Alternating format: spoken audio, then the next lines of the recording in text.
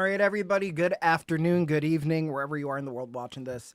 I'm Jose Gonzalez. You are joining us here at bodyslam.net for the first of 4 days of WrestleMania coverage online. It is a crazy WrestleMania season, to say the least. Vegas is already exploding with everything going on over there, and I figured what a better way to get the coverage going over here with Body Slam that we finally have some special guests joining us.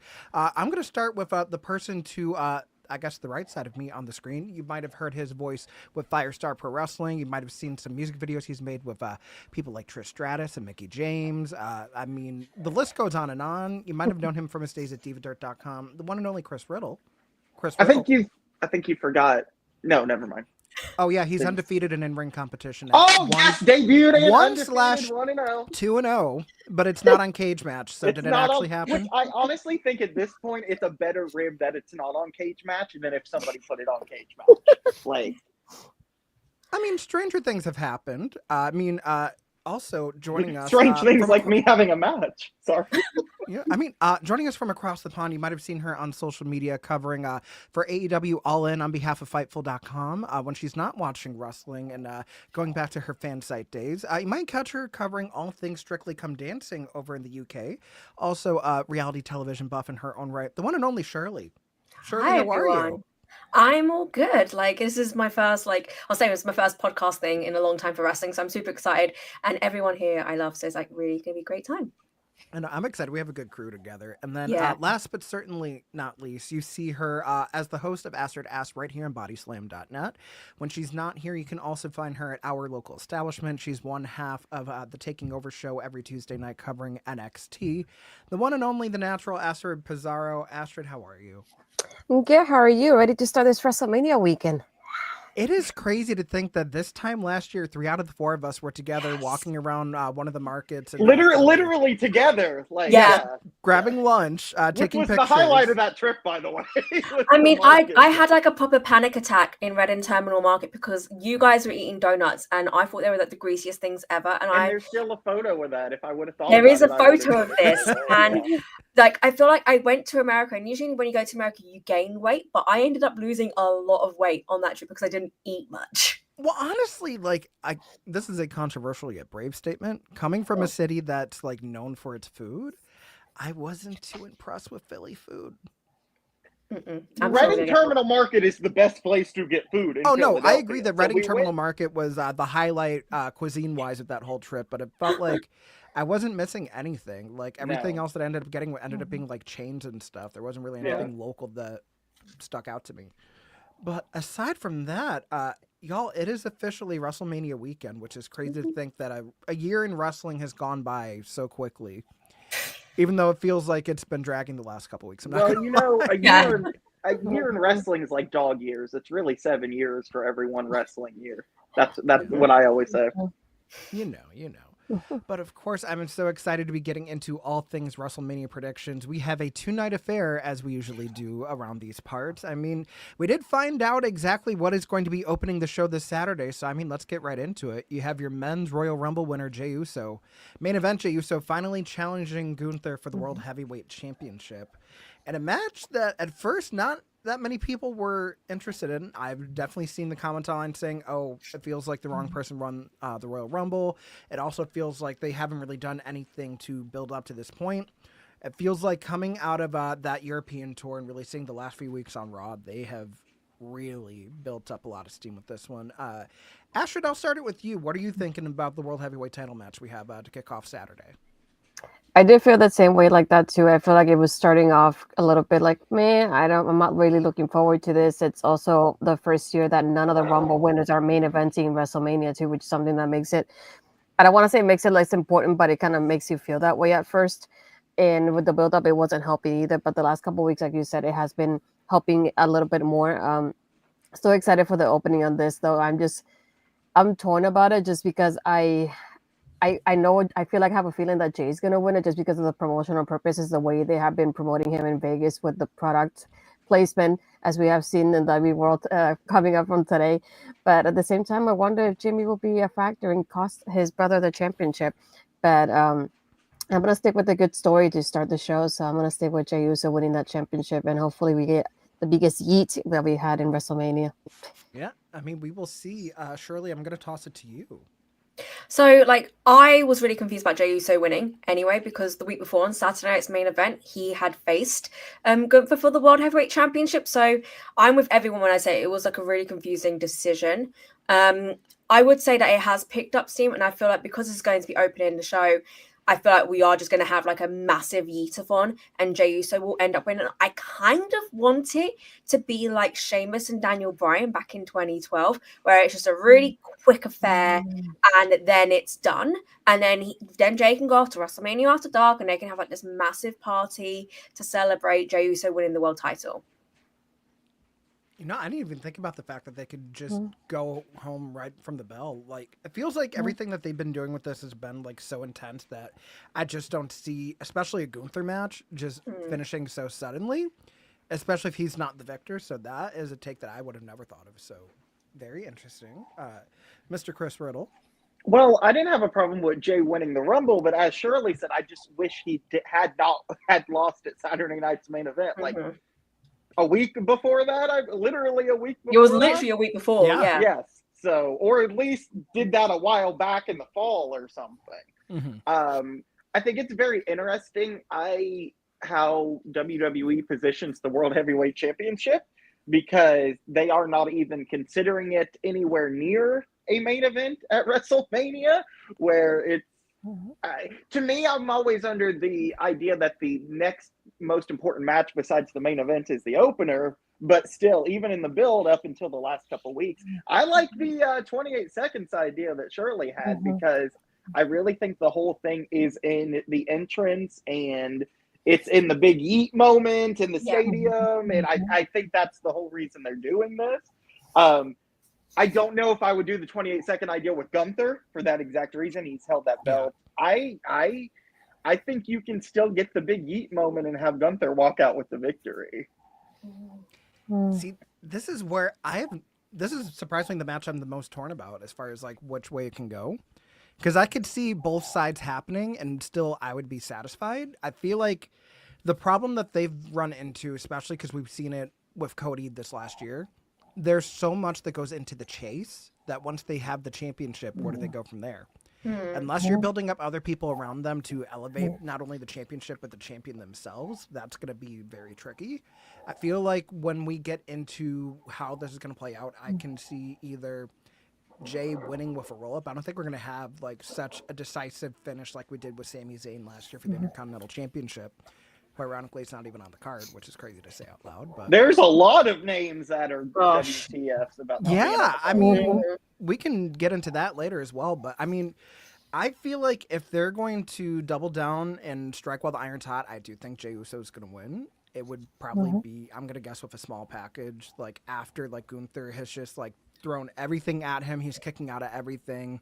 But Jay also knows like a spear isn't going to work. A splash isn't going to work. Like this isn't going to work. I have to use like my last bit of energy and get some leverage to try to. So like a Tony and Mariah 2 in Australia type finish. Where I was going to say like a Tony Mariah 2 or even like a Mercedes Athena from Dynamite last night, where like you really saw everything that Mercedes had left into that roll up to get that leverage. So I'm going to say and new.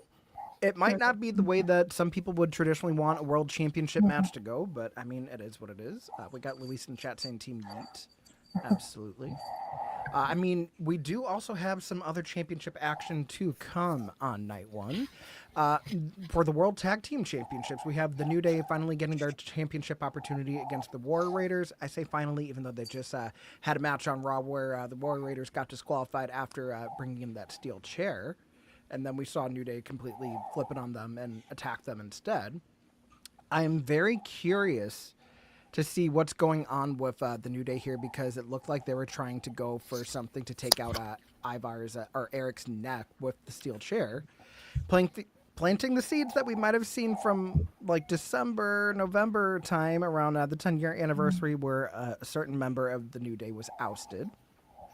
Whether they make their presence known during this match remains to be seen.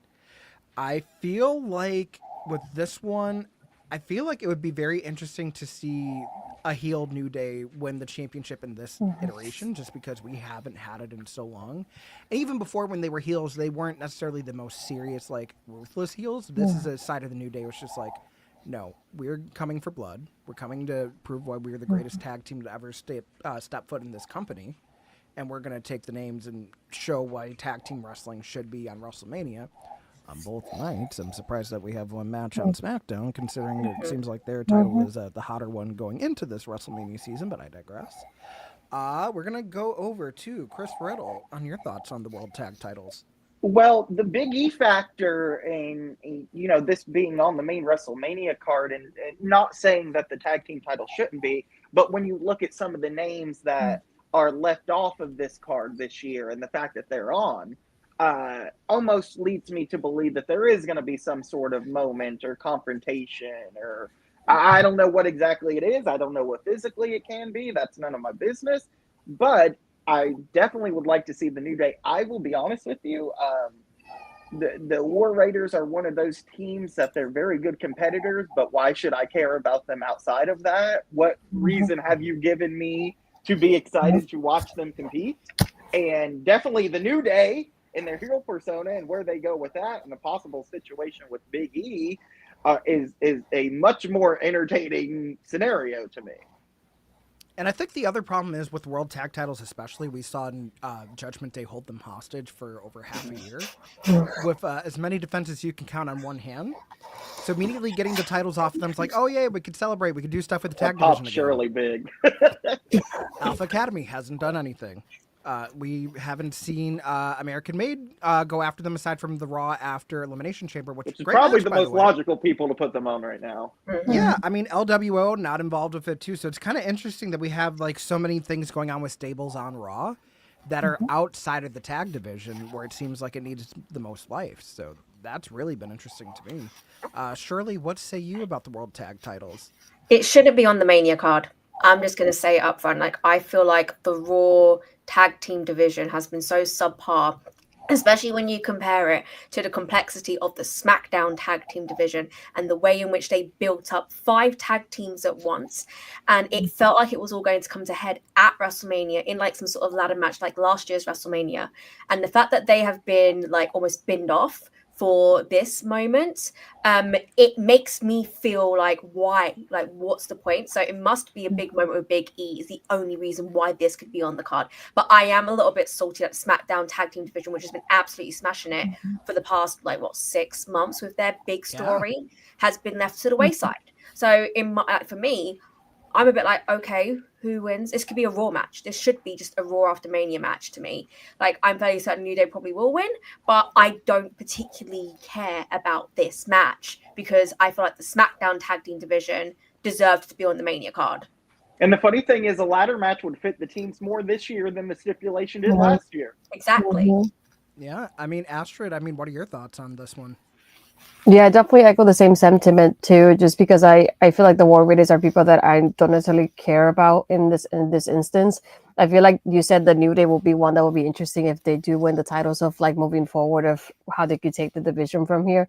But when you think about build-up wise, the SmackDown division should have definitely gone this spot instead. I feel like they have worked hard enough, and you've seen so many more people if you would have picked the SmackDown division instead of the Raw one. And it hasn't really been that interesting.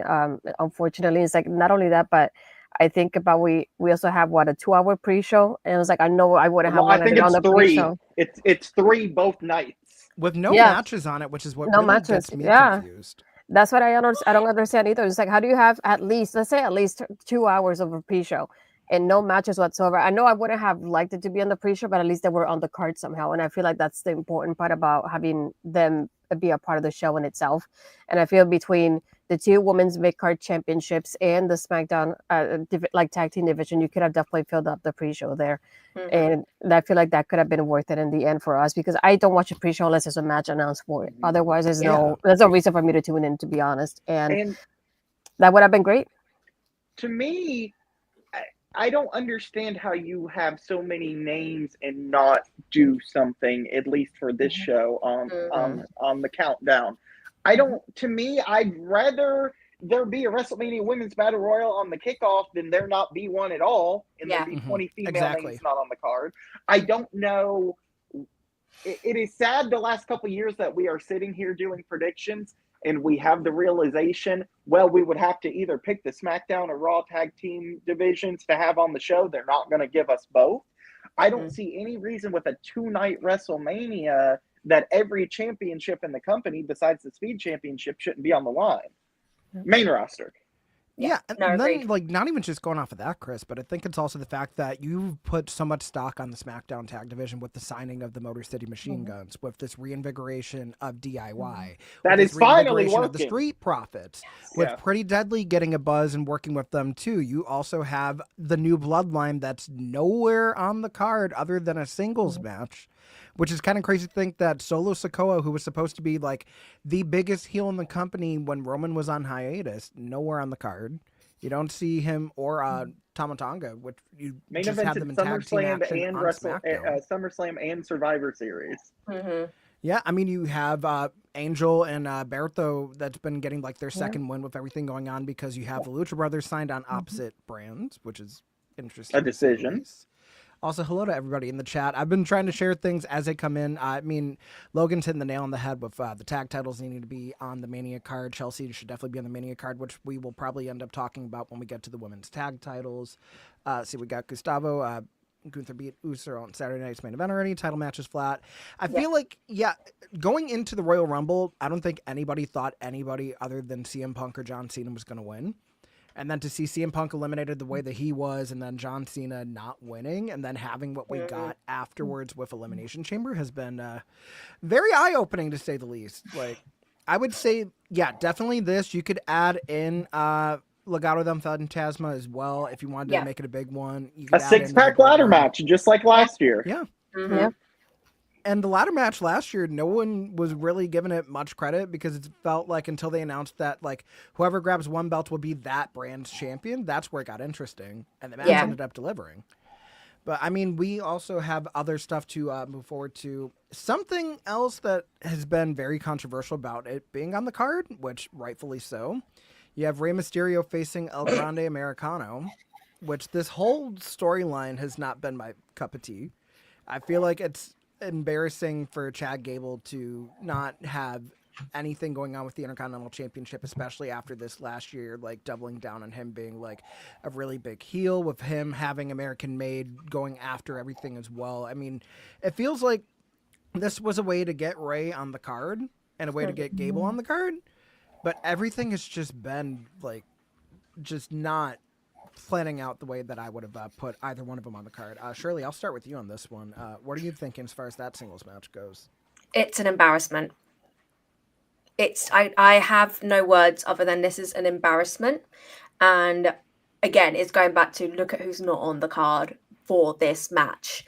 And I've hated this entire thing.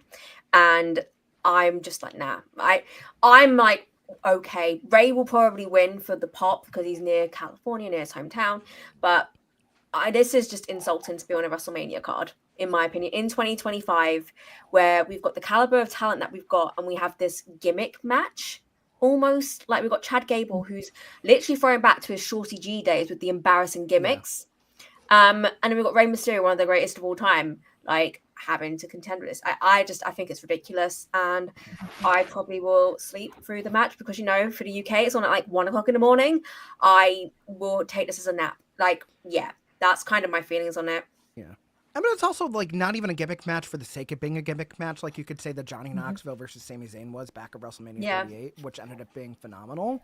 This is just, the gimmick did not really go over well to begin with. You see them just trying to push through to get through the card, but I feel like at this point, with how competitive booking has been with WWE premium live events and the fact that we've had so many concise cards, why are we settling for certain matches to appear in WrestleMania over others where you're supposed to be fighting for something, where it's supposed to be to prove why you are whatever you are?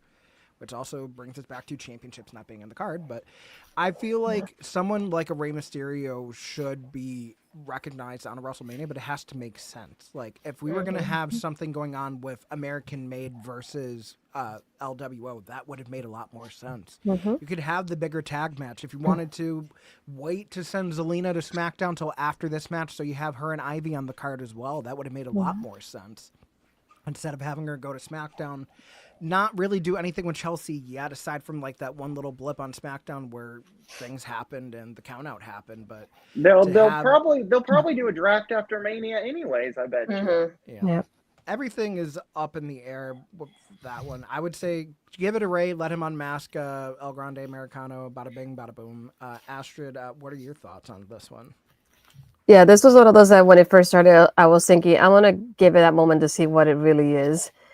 And kind of holding out hope that it would be a little bit better than what it turned out to be. And then I lost all hope after everything started unraveling. Yeah, this is one of those things I surely say. It's like, this seems like an excuse to put Ray on the card. Unfortunately, I just hate the fact that it has to be this way. Yeah. And somebody like Jack Gable that officially is on the card, but not himself. Like, it's another thing that sounds bizarre to me. Just thinking about the fact that it should be with his name, not with a name like this. But this is something that I feel like if you would have put this, I would have put on the pre-show more than anything, not on the main card. This would have been what I just throw in there. Yeah. For the sake of it, if you're gonna do that, and I feel like it's not a WrestleMania worthy match. It's one of those matches you could have had on a Raw, like the go home show before that Mania, and like you said, do the tag team match for WrestleMania to feature more people as well, because that's what they seem to be going for as well. But yeah, this is one of those I'm not necessarily looking forward to. This probably will be the bathroom and snack break for me, if anything. So because I'm not going to be taking a nap, hopefully. But who knows at this point? But this is something I'm not really interested in watching. It just, I hate to say that when it's Rey Mysterio involved. No, I agree. Chris, anything else to add to this one? I'm not going to justify commenting on this and send it back to you, Jose. That is fine by me. And just to point out something, so as it stands right now, unless they announce more stuff on SmackDown, currently the match count for both nights of WrestleMania is 13 combined. WrestleMania 33, which was one night in Orlando back in 2017, including pre-show matches. You don't have to tell me matches. Surely. Yeah, I mean, the weekend that Nicole Bass died. Well, oh my gosh, Nicole Bass! Yeah. Oh. She actually died the year before, but yeah. That was the night Shirley found out, Nicole. Anyway. Yeah. Oh gosh, that's iconic. Pull my mozzarella stick, why don't you? But yeah, no, I mean, with the way that we've seen those longer WrestleMania cards after the second draft and everything that go 7 hours into midnight, like we've seen it happen before. The fact that we have a 2-night WrestleMania where there's a scarcity of wrestling is kind of crazy. But I mean, it is what it is. I'm not going to harp too much about it because they can always add stuff on SmackDown. They should add stuff on SmackDown. I don't think they are. I don't think they are. They're at least going to add a Randy Orton match, which that I can live with, because Randy Orton not being on WrestleMania and he's healthy because of the fact that Kevin Owens getting injured really stinks. And I hope that KO has a very smooth recovery, because it seems like whatever's going on with his neck is very serious and career threatening. So not to make light of that. I mean, also, I know Logan mentioned this in the chat. We should probably talk about Roxanne should be on the Mania card. Again, when we get to the women's tag titles, it's going to be kind of where we have the open forum for what's going on with certain things going on. But, I mean, on the bright side, as much stuff we've been not so content with the women's division not getting their just desserts, having this on the card makes up for it for me. Oh, also, because of my own curiosity, remember WrestleMania 35 in New York, the last Mania before COVID, including the pre-show? That was 16 matches. It was 35 is the one that sticks out to me as like a breaking point of this is ridiculous. This is the show that doesn't end. Yeah, exactly. I think I was in a bar when that show was on, and we were in there until like, I'll say 6 o'clock in the morning. I was gonna say from dusk till dawn. Oh God, to have that experience. But yeah. I mean, we do have to talk about what has been a highlight over the last few months on SmackDown. Jade Cargill versus Naomi, 1-on-1, and a phenomenal, what should be a phenomenal conclusion to this saga that started all the way back in November from a little shove in the Women's United States Championship tournament. You know what? I'm going to give this one to Astrid to start. Astrid, take it away. This is probably looking at it. I think for me, one out of the two matches I'm most looking forward to because the build up has been so great, and I was hoping they would add it. I had hope, and then when I was super glad when they finally announced it. It's just that moment that finally seeing Naomi coming out and doing something so different from what she usually does, and it makes me so proud to see her shining in such a way because I love the fact that not only her but Jade and even Bianca as well when she was involved. The storytelling these three ladies have done here, with from their outfits to like the acting here, like give them props because they've been doing so great with this, and I'm hoping it's one of those matches that is a show stealer to really show them off of like this is how you build up a match the way we were building up this last couple months, and I'm very looking forward to this one here. I just don't know who to pick as a winner. I'm kind of hoping it is Naomi just because I want to see this rolling up a little bit longer of like her attitude change and seeing it on the women's division because I would like to see her more involved after everything with Jade, but I hope also that being that is Naomi there with her, that she's able to show off Jade as well a little bit more. This is one of the few times you see Jade in a singles match. It rarely happens, so I think this is definitely going to be a highlight, and I'm excited for this woman to show them off.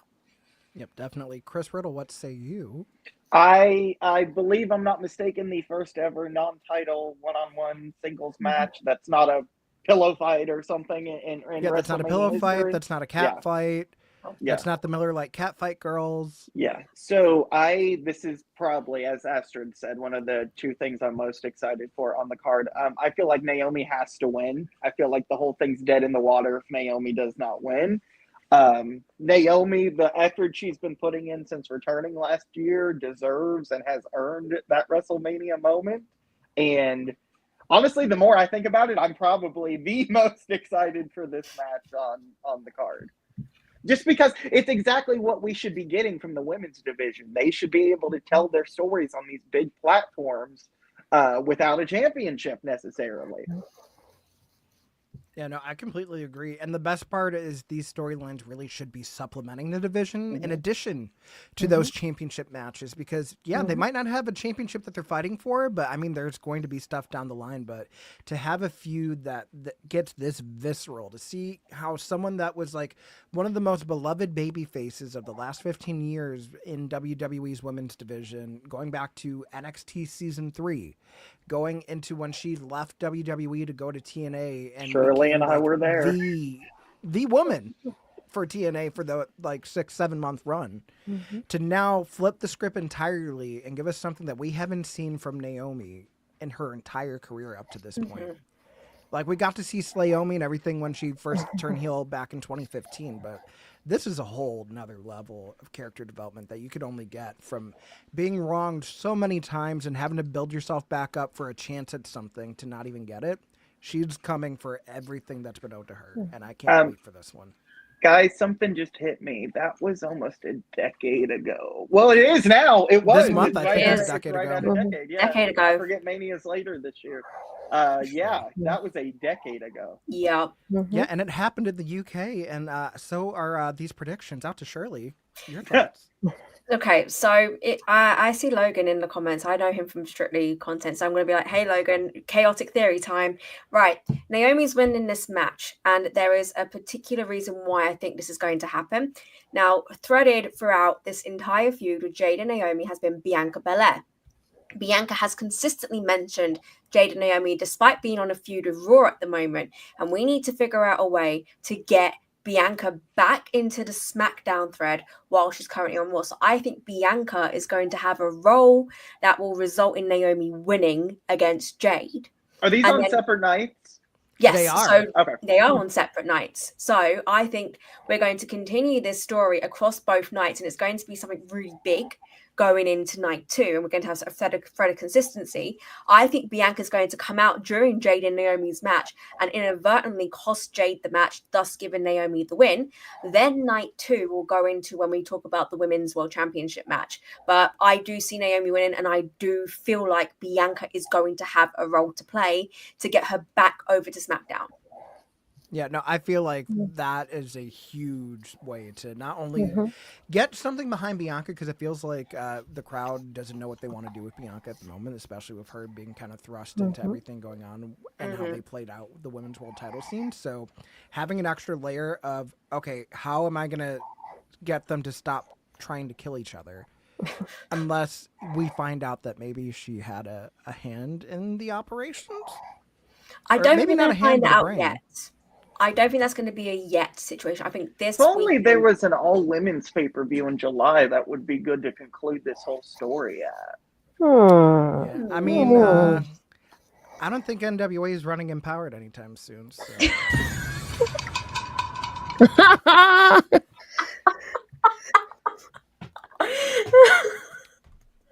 I love that we all popped for that. That is brilliant. I mean, no, but we got an Italian. I think it was so good because I wasn't. That's still pretty damn good. But I think it was so good because I wasn't expecting it. It was. Well, I mean, to go French from chicken, I heard the chicken was lovely. Yeah. Oh wait, I have that button too. I thought the chicken was lovely. Yep. Amazing. We've descended into chaos here, guys. Yeah, I mean, for those that are not new to Jose and his soundboard, welcome everybody. But I mean, we're going to go on from one blood feud that we have here to probably two of the biggest rising stars that we've seen in WWE over the last year. For the United States Championship, we have L.A. Knight, going against the Samoan Werewolf, Jacob Fatu. And I feel like this is going to be a very interesting match because you have the uber charismatic throwback to like the Attitude Era with how he's presenting himself in LA Knight to just someone that's like, I don't want to say Umaga reincarnated because I feel like it's even beyond that. It's just someone that's like, I smell meat. I smell blood. I'm going to attack. And it's going to be great. I feel like if Jacob Fatu does not win the United States Championship here, I would be genuinely surprised because it feels like it's poetic at this point. Chris Riddle, your thoughts on the U.S. Championship? It feels like they almost put it back on LA to transition it to Jacob. It was like, all right, how do we get this? I am really surprised it's not Solo and Jacob at WrestleMania, quite frankly. I felt like that was very much in the cards. So, yeah, I definitely think Jacob Fatu. I think LA gets that big pop with the title and everything, and then in the end, Jacob ends up. It was a possible Solo resistance. Honestly, I think this one might just be clean, just Jacob on his own, and then he could use that as a bargaining chip with Solo, saying, "Look what happens when you're not around. I get stuff done." What's your excuse, Shirley? Your thoughts? Well, I'm literally wearing a Jacob Fatu shirt now. I'm a massive fan of his. Like he's like a modern Samoa Joe. That's kind of how I see him. Like, and Samoa Joe is my favorite wrestler of all time. And I imagine for like young wrestling fans, Jacob Fatu has that same impact, that smash mouth style.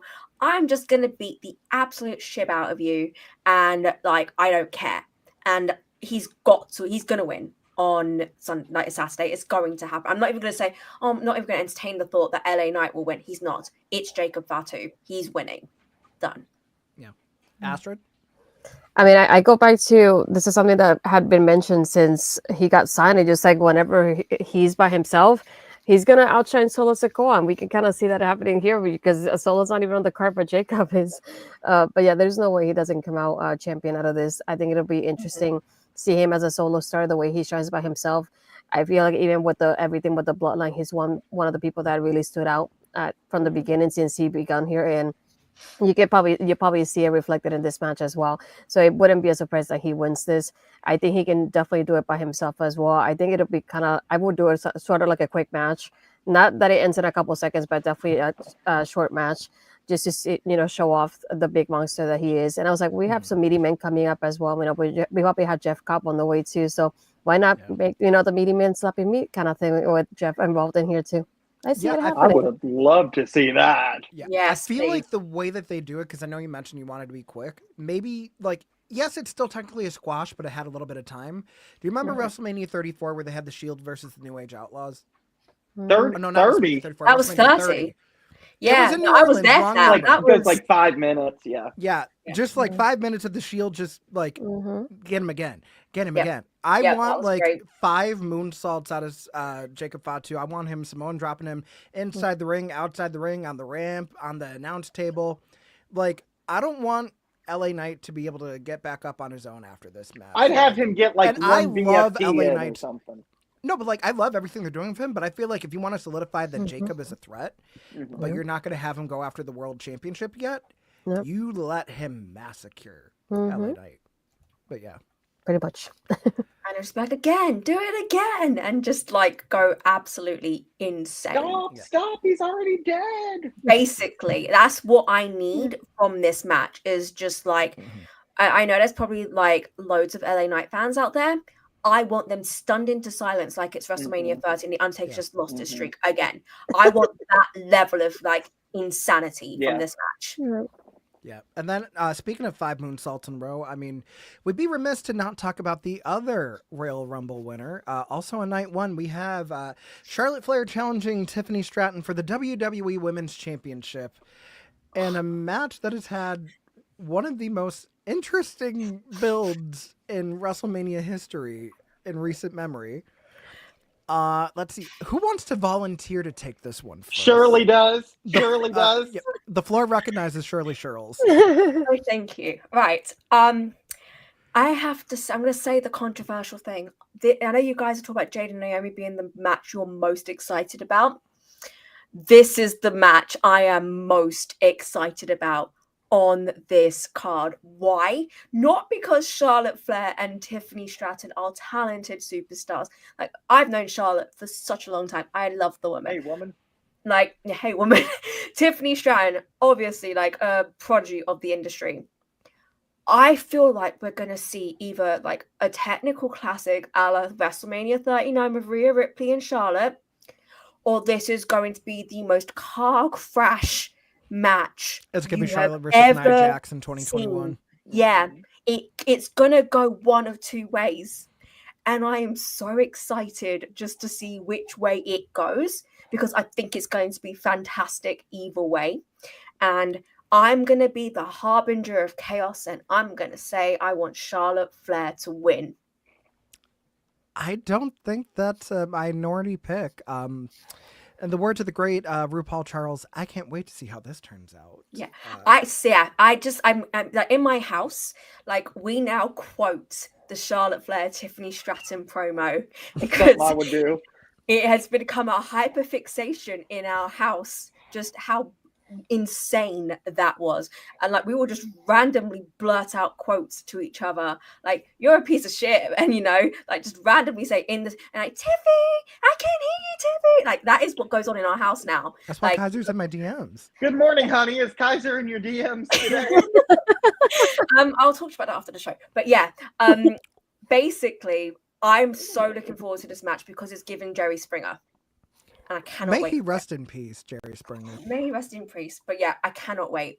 This is going to be such an iconic match. And like I'm watching this in a cinema. So I am so excited. In a theater. Wait, also, is your for your WrestleMania viewing, so they're going to show night 1 before night 2? How's the plan? So basically, on Sunday morning, I'm not watching it live, but on Sunday morning, I'm going to the O2 Arena for a WrestleMania catch-up party. Ooh. And in the description, in the email I got, is like you're getting free popcorn, free drinks. We're getting recliner seats, mini eggs because it's Easter Sunday. We're getting given like WWE goodies and all that sort of stuff, which is quite fun. But yeah, no, I'll be in the cinema in the morning, and then I'll have a nice nap, and then I'll watch it live on Sunday night because we have the Monday off. Which I love that for you. Actually getting to watch something live and I have to worry about responsibilities the next day. No. Chris Riddle has the opposite problem. Your thoughts on this women's championship match? Ain't nothing true. Like, all right, Sunday having 6 matches don't bother me. I am a lot more interested in this than I was 2 weeks ago. Yep. Mm-hmm. This will either be a technical masterpiece or a disaster and no in between. And I am excited to see which one of those two it will be. I will put this into the universe. When there was a certain point that it was, we don't know how to save this feud, maybe this could have become the plan all along, and we're just being worked. Just gonna put that out there. Yeah, that is a theory. Please, I don't want that to be the theory. I want them to actually genuinely hate each other's guts, and we just have like this absolutely insane Jerry Springer catfight, mad chaos. Like, I'm just here for the chaos, especially with like the United States Championship match. Yeah, I was going to say it's the same thing as the Jacob theory. Yeah. Yes, I just want chaos. I'm just here for the chaos of it all. Hello. But I also love that is the only theory that's on this WrestleMania card. So, yeah. Astrid, I think you need to bring some decorum here. Yes. I mean, she's a natural, don't you know? Yes. This one is one that I've been torn about just because I haven't been enjoying the build-up, not what I expected it to be for a WrestleMania match. I don't think it was what they expected. No, not anyway. No, but even then, it feels like the way I see it, the way they have presented it and giving us like the back and forth. I feel like the Naomi J one I'm more excited about because of the build-up and the way they've actually like been like doing something to promote it like equally during in the show. And I feel like this one hasn't been that for me at all. But like Shirley was saying, I keep thinking back of Charlotte's gonna be that person to be like, you didn't give me the main event because I'm the Rumble winner. I'm gonna show you why I should have main evented this show to begin with. And I feel like that's the mindset we're gonna get of. That's why they're gonna do their best to show off during this match. And if they don't, I feel like we're definitely gonna get a lot of chaos on our timelines after the match is over. But I'm hoping that that's the mindset from both of them. The fact that Charlotte's the Rumble winner. We should have had one of the main events. We didn't get it, so let's show them why we should have main evented the way she did with Rhea before as well. And I'm just hoping it's something that I enjoy when I'm watching it. So I'm looking forward to seeing how it'll turn out. But I'm just like torn about it. But I'm torn about the winner though. But I'm kind of hoping Charlotte wins it just because I want something a little bit different. The reign that we have with Tiffany hasn't been what I thought it would be so far, and maybe we need somebody with more experience like Charlotte to bring in something new to the division with the new girls that we have, and hopefully with the draft coming up as well. What reign would this be for Charlotte? This would be number 15. 15. So Cena may get to 17, and Charlotte's right on his heels instantly. Yeah. I mean, the thing that gets me, especially going into this, is that since the women started having Royal Rumbles, I still say that the best build to any Charlotte Flair championship match at WrestleMania has been when Asuka was the one to announce that she's facing Charlotte instead of Alexa Bliss maybe 2 weeks before on SmackDown, and how it led to one of the best women's matches we've ever seen in WrestleMania history. A forgotten one from WrestleMania 34. I suggest everybody go back and Peacock and watch it. We've gotten to see Charlotte play into winning the Rumble before, going after the NXT Women's Championship as a cocky heel. Like, she knew like certain things were going on where it wasn't worth it to go after Bayley. It wasn't worth it to go after Becky Lynch. She wanted a sure thing, so she thought, what's more of a sure thing than me being Charlotte Flair going back down to NXT and taking Rhea Ripley down a few pegs? And then we got to see the inverse of that with Rhea winning the Royal Rumble in 2023. That build not being the absolute greatest, but we got a women's WrestleMania rematch out of it, and a phenomenal match at that. This match, I am scared because... Wait, are we all in agreement that it may be the most interesting match for us as women's wrestling fans? Especially? Interesting is the perfect word for it. It's just... Yeah, I think interesting's a nice word to put it as. Yes. I want to know if we're going to see Charlotte Flair wrestling or if we're going to see Ashley Flair wrestling. So this is going to be a fun one to watch.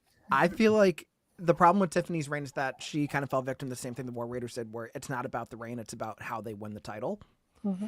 And also, it's a shame that Nia Jax, who had such a hot 2024, nowhere to be found on WrestleMania this year. She has been spotted in Vegas. I had a friend who's in Vegas sent a picture with her, but like I don't understand why Nia's just MIA. We just kind of wrote her off after Elimination Chamber. But like, I'm going to say the thing that I feel like a lot of people say online. I think Tiffany Stratton's biggest downfall is being forced to go into the babyface role here. I absolutely agree. Because she's never done that. She's never been the babyface. Her character leans into heel. So her being a babyface hasn't felt natural. And that's meant because her character's a heel even when she's a babyface. Exactly. It's just her getting cheered. Yeah, I mean, like the fans obviously love her. I'm like, oh, okay, cool, good for you. But like, I I just feel like I'm not sold on Tiffany Stratton in this sense. Yeah, she was never meant to be underestimated. She was always supposed to be brash. She was supposed to I'm be better than you and you entitled. know it. You know what I mean? Yeah, like this is Basically why the I was role Miss Money in Charlotte's the Bank. playing in This is this why match. I'm the WWE Yes. Women's Champion. It's not supposed to be garnering sympathy because the woman that was the face of the division for the better part of a decade came back and now she wants the title again. Like that does not make a true babyface No. champion going into WrestleMania, which stinks, but Mm-hmm. it is what it is. And I feel like it also shows like Tiffany, like this is the way I've seen it, and I've said this to I think Chris. I feel like the lack of experience is really shown in this road to WrestleMania, and I think it became really prevalent even before like it probably kicked off in the past couple of weeks with Tiffany and Charlotte. It was when Tiffany The had sit the down. tag match with Chelsea Green, and there was like Chelsea Green, she had the match there, and Chelsea Green just outclassed her at every turn, and it's like, why is Tiffany in this position and not someone like a Chelsea Green or a Piper Niven or a Meechin or someone? And I get that it's like audience gravitate towards Tiffany, but how are people buying what she's selling at the moment is my question. And on top of that, too, I feel like going back to Elimination Chamber, there was wonkiness in that tag match with Trish, too, where, like, Yes. even towards the finish, you have Tiffany kicking her own partner off the apron to scale the ropes for the prettiest moonsault ever, where it's just like, that doesn't scream babyface going into WrestleMania. Like, No. It just... No. It I feels think like if they have to do serious course correction with what they want Tiffany Stratton to be. Yeah. And they probably should do that without the championship being attached to her so you could progress other things. I do feel like if you had Tiffany being champion next year after she's established herself more as like that babyface, if you want her to be a babyface, we wouldn't be having this discussion. Yeah. But it's the fact that she's been forced into this role with a couple of months' notice, like not that long notice, let's be real, because everyone booed Charlotte as she returned. So they had no choice but to make Charlotte the heel and Tiffany the babyface. Yeah. I feel like this time next year, if we had that set, if it was the same situation, we wouldn't be discussing it in this way. Yeah, and I think If the it- bigger thing is just when you have a meteoric rise, you're bound to also have a meteoric fall. And we're seeing if that it play out. was anybody other than Charlotte and she was trying to play this babyface role, she'd be getting booed out of the building. Yes. It's just that they dislike Charlotte so much. No. Well, I mean, that does lead us into the Saturday main event, which a controversial choice to main event. I'm glad that this person gets to have a main event match at WrestleMania. I feel like the circumstances of how we decided this was going to be the main event have been utter chaos in itself. We have in a triple threat match, the Tribal Chief Roman Reigns going against Seth Rollins and going against the man that is accompanied by Roman Reigns' wise man, WWE Hall of Famer Paul Heyman. It is one CM Punk.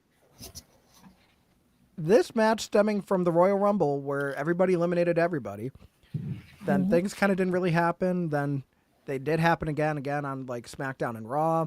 I mean, technically, if we want to go back to Survivor Series where Punk joined the Roman Reigns' OG Bloodline team saying, "You owe me," finding out that Paul was going to accompany him to WrestleMania in the main event and all this stuff. I'm sure the match is going to be fun.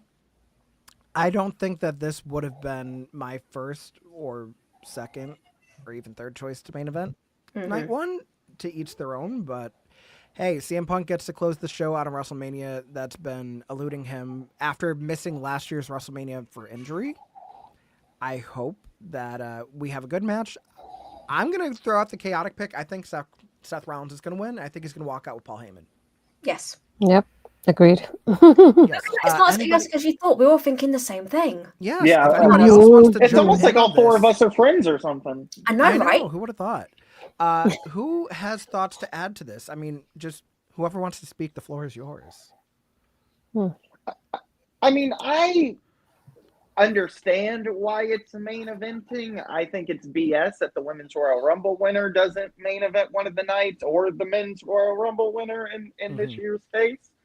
I'm excited for it. I think as somebody that grew up during the Ruthless Aggression era, it's like Punk's finally getting his main event. Like, we get it. Like, we get why it's main eventing. I would like to see Seth walk out with Heyman. I'd be very interested to see how it goes. But yeah, I'm fine with it. I just, as a women's wrestling fan, I just don't like the logistics of it.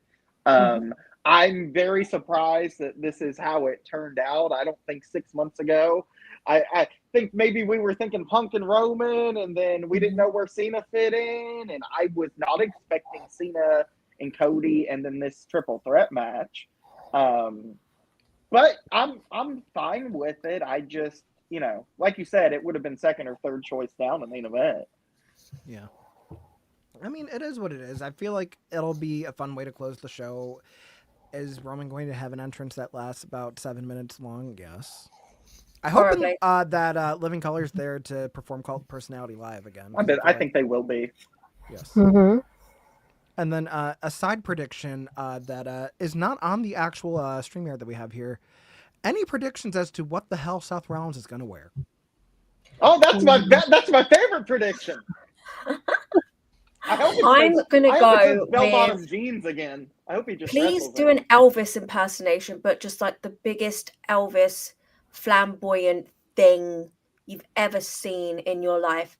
Like chaos, but in outfit form. Like all the colors, all the sparkles. Like on Strictly Come Dancing content, I'm known for the sparkle scale and where I rate the sparkliness of outfits. I expect Seth Rollins to just look insanely ridiculous, sparkly, Vegas showgirl feathers. Give me it all. Throw it all on the outfit, Seth. I was gonna say, you know what else? Why is in not Vegas something Vegas showgirls inspired? Yeah, well, not even just that. You know what else is in Vegas is RuPaul's Drag Race Live. And if we're talking about the sparkle scale, there's a certain monologue that stands out to me from the great Kennedy Davenport, and I quote, "After a long night of hooking, Trey didn't like the session, so he had gutted me and set me on fire. Burn it down. But I didn't die. I I'm had a married woman. crystallized. And now I'm a glamazon bitch ready for the runway. I want him to wear some sort of Phoenix gear." Yes. That is a long-winded way to say I want like Firebird, like stoned to death Seth Rollins gear. Katniss Everdeen? Oh my god. Oh, and we had the new Hunger Games book that just came out too. Yeah. Give me all the feathers. This is Seth adjacent. Do you guys think there's any chance that Becky Lynch joins a possible Seth and Paul Heyman thing? Yes. Depending on how they do it. By the way, I want to point this out. Shirley sent me a message yesterday, and she goes, "Becky Lynch is going around saying she's a former wrestler." And I said, that means she'll be back by the end of Raw Monday. That's what I was thinking too. But the thing is, at WWE World, she's got a banner. Like, she's one of the WWE World banners. It's like, well done for making it obvious that Becky's coming back. I feel like, I didn't mention this in the Charlotte bit, but I do feel like we need Becky in a big storyline to really establish her as like one of the greats. Charlotte needs the same. She basically needs like a Roman Reigns saving storyline, if you know what I mean. But like, I think Becky Lynch will come back at some point this weekend. Like, I predict against Chelsea Green, but there's other theories out there that I've seen. But I do expect Becky Lynch back over the weekend. Becky, Queen of Trolling, exactly. Yeah, Raw after Mania. That's my pick. Now, while we're on the topic of Becky Lynch returning, it also kind of leads into the main event because everybody's been wanting it. Sure, it depends on not only Becky Lynch returning, but involves another return. I feel like the money feud that's just waiting to happen, should everybody agree to do it, would be the tandem of Seth Rollins and Becky Lynch against CM Punk and one AJ Lee. Everybody thought AJ was going to be number 30 in the Rumble this year. We've seen her reference more than ever since she retired over the last year. I mean, you have people like Roxanne Perez and Cora Jade that have paid homage to AJ time and time again. It's just, I feel like it's truly a matter of, does AJ really want to come back to wrestling in that capacity? Even if it's a one-off. Just because she's doing so many other endeavors. We've seen her do film. We've seen her write her book. She's turning that book into a TV series. She's done comics. Like, are you guys ready for Spring Break Collision and TNA Unbreakable? I mean, Collision's probably going to be good tonight, all things considered, and how I forgot that's on tonight. Yeah, Unbreakable, I honestly, just with how they've been pushing everything to Rebellion, it feels a little weird to me. And that's not like TNA shit. It's just the fact that, like, aside from the International Championship Tournament, they haven't really done anything to constitute Unbreakable being a PLE for Impact Plus. If anything, I would have just done a live episode of TNA Impact from Vegas and accomplished the similar thing. But, and just loaded up as I am not currently watching TNA wrestling, so I can't even tell you what's on that card. No, not fair. There's enough wrestling on every day of the week as is. There's bound to be stuff that you're just not watching, which Especially is this no week. fault of anybody. Mhm. Yes. But I think with that... Can I comment one thing on that AJ situation? Oh, yeah, go ahead, Chris. I think if you see April Mendez in Vegas this weekend for her husband's main event, if she finally comes out to a show for that, because it's been a big, long thing, I think that's probably your sign that there's something down the road eventually. Who knows? Maybe they could be saving both of them coming back for the Saturday night main event, AJ and Becky. I'm just putting the real conspiracy theories out there. Yeah. I mean, that does leave a lot of anticipation, some speculation, some innuendo and outuendo. Hey, I will say this. Event. What if you have April attending for the Saturday night main event to finally see her husband main event WrestleMania, the one thing he's wanted all these years? She's spotted in the crowd. Maybe Becky comes out, tries to help Seth, and has a stare down with AJ. You think if you called April Mendez and said, hey, do you want to be involved in the main event of WrestleMania, that probably wouldn't push her over the edge to come back? So here's my thing is if she does make an appearance on Saturday, do they do something where like they let people know she's there first and then when the music hits it gets a pop that way, or do you just leave it to complete surprise, don't mention her at all, and then the music hits and that's the bigger pop, not her being the AJ side like, of it? No. AJ would be in the crowd. Yeah, that's what I'm thinking. That's what I think Chris is alluding to. Like, I would have AJ in the crowd as CM Punk's wife. It's like, oh look, AJ Lee's here to support her husband. And then like a backstage thing, like kind of like when Cody was having the backstage moment with like Brandy and with Pharaoh. You could have AJ do that with Larry. Apparently getting a WWE action figure as announced today out of that. By the way, wait, what? What? They are doing a Cody and Brandy 2-pack as announced today at WrestleMania World. Brandy is getting Brandy Rhodes finally has a WWE action figure? Brandy Rhodes is getting a Ultimate Edition action figure. As Brandy Rhodes and not Eden Styles. As Brandy Rhodes, yeah. That is... I love that. Wow. I love that for her. Go on, Brandy. Yeah. I mean, we're on our own little open mic night here if you catch our drift. But I mean, that does lead us into... Night 2 of WrestleMania 41.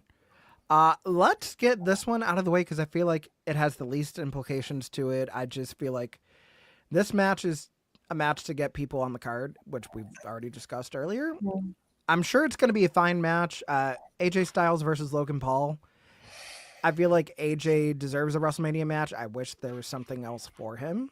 I mean, Logan does well when he's put in these situations. The wrestling itself is going to be fine, but I feel like there's just not really a connection that I have to the match either way. But I'm going to probably say that AJ Styles is not going to win this one. Knowing the way that things get booked, I'll give it to Logan Paul on this one. Shirley, you take the reins on this one.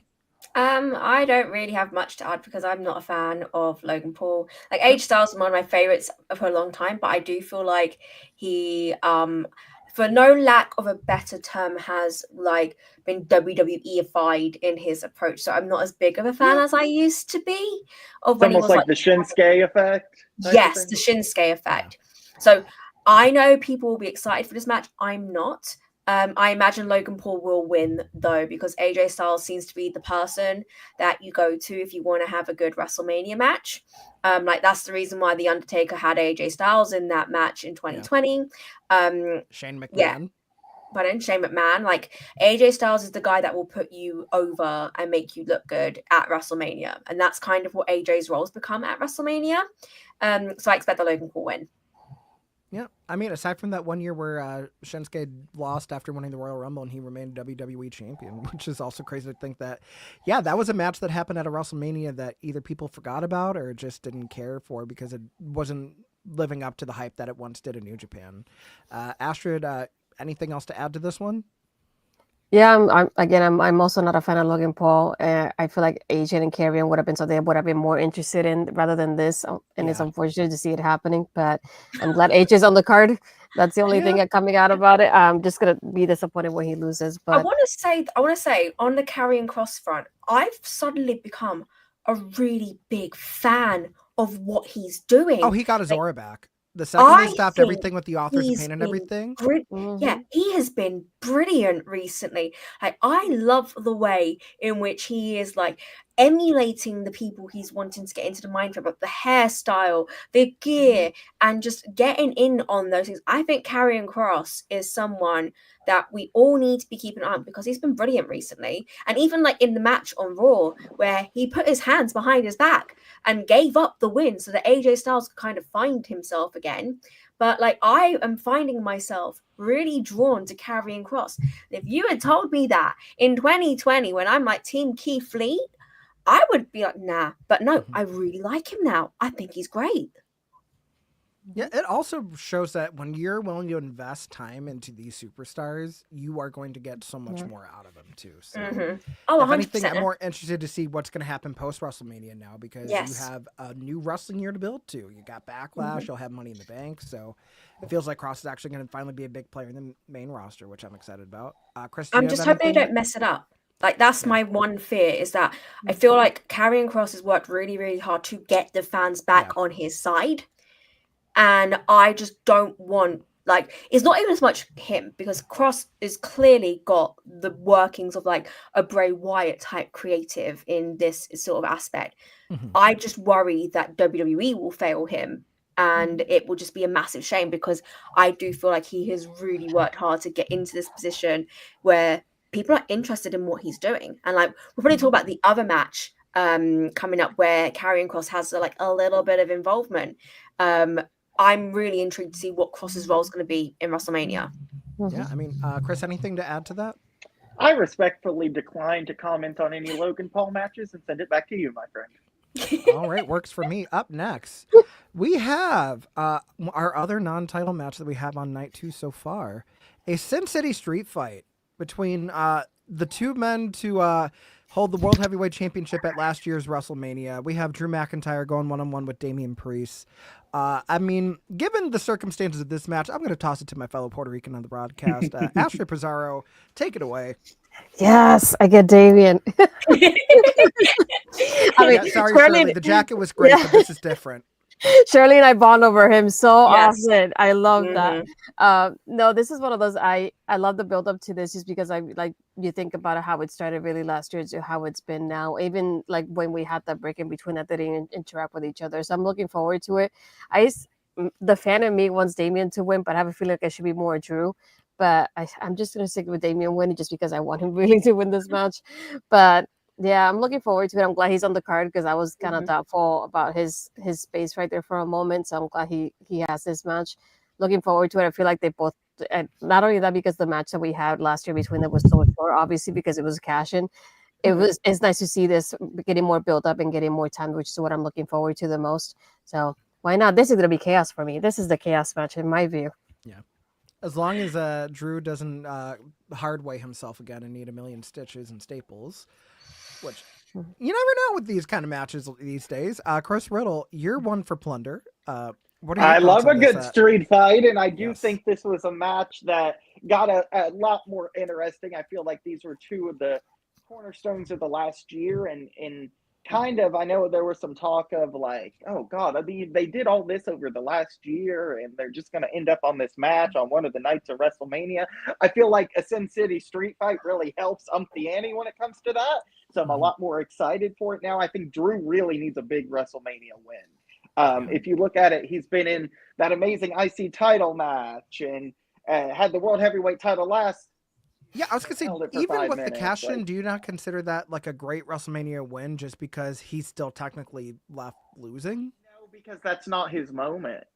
When you faded to commercial break, it was Damian's moment. Drew was just there to go from Seth to Damian. Yeah, that is a good point. Now Punk costing Drew. Now that set up that whole thing for later down the line. But I viewed it more as a transition than as a moment for Drew per se. Okay. I think it's also kind of jaded because you think about the fact that he won at 36 with no crowd. You think that would be the moment? Him getting another title win in front of a Yeah, he crowd, still and then never this had time that losing it to in-person- Money in the Bank is crazy. So, yeah, I guess this would be a very definitive way to get a WrestleMania moment in totality for Drew McIntyre. Shirley, I mean, you're clearly not biased going into this match. Okay, no, you say that, but like, I'm a fan of Damien. You all know this. Like, I love the guy, but I also am a very big fan of Drew McIntyre, and I have been for a very long time. So for me, this is like, I just hope they have fun. I'm gonna have fun watching. I think Damien will win just on the fact that they've really built him up to be the street king, and if he loses a street fight, it kind of ruins that sort of credibility. And I do feel like, especially in the run up before they really kicked into the feud with Drew, when Damien moved to SmackDown through the transfer window, they really were building up those wins of Damien. Like, he was main eventing SmackDown every week, winning, he was getting the pins. So I feel like that's been paused, but it will continue going into WrestleMania. And I have a feeling that Damien will end up being the first opponent of whoever's going to win the Night 2 main event. Interesting. I didn't even think about that. You know, I just want to say I wish they would have called it the transfer portal instead of the transfer window. I think they took it as a soccer term or football term. Like, we call it the transfer window when you move people. No, they were. I think they were calling it that on TV. Yeah. Oh, okay. What, the transfer portal? No, the transfer window. I wish they would have called it the transfer portal just sounds better. Yeah. Portal does sound better, but no, I just hope both guys have fun, and I'm gonna have a lot of fun watching, and I'll be very happy just watching this match, and hope none of them hurt themselves, because I will tell Drew off if he hurts anybody. These two down here usually have fun when Damian Priest does anything. So. Oh yeah, no, seriously. And you usually have fun when Drew McIntyre does anything. I'm a happily married woman, but yes.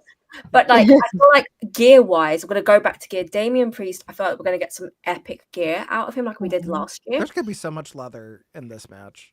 Oh my gosh, I cannot wait. Like, it's gonna be a feast for the eyes on every front possible. Yeah, I mean, if I didn't know any better, I'd say it's Taboo Tuesday 2005. But yeah, no, I'm excited for this one. I feel like Damn, that was a deep cut. I want Damien to win, but I think Drew's going to win, and it would be totally deserved. I feel like we've had so many baby faces like winning a lot of moments on WrestleMania, like from the first night. I feel like you got to give the heels a bone or two. So, and I mean, we're also getting into like some matches that like are very face heavy, which we will talk about shortly. But yeah, I feel like this one is one where Drew can win, have that definitive moment, and then it's gonna be interesting to see if that just like leads to him having so much swagger throughout the year, but then just like losing sight of like, okay, no, I'm not going after the WWE title. I've got to find something else to do, because he's letting stuff pass by because he's still feeling his oats, basically. But I mean, we also have to talk about the match that really has taken, I would say, the road to WrestleMania by storm. Just because I don't think anybody expected it to play out the way that it did. I'm going to the Women's World Championship match, this triple threat that we have here. We have the Women's Elimination Chamber winner, Bianca Belair, going against the former champion, Rhea Ripley, against the current champion, Io Sky. Let me just say, as the person who was in the audience for that Raw after Elimination Chamber, where Io beat Rhea for the title, I don't think anybody saw this one coming. I sure as hell didn't. I'm happy we got it, because I knew immediately it was like, oh, we got a triple threat storyline going on. But it's just like to have a world title change on a random Raw, literally the Raw after a PLE, with the biggest baby face you have in the company right now. I'd say Rhea Ripley, like next to Cody Rhodes, number 2 as far as like most over baby faces.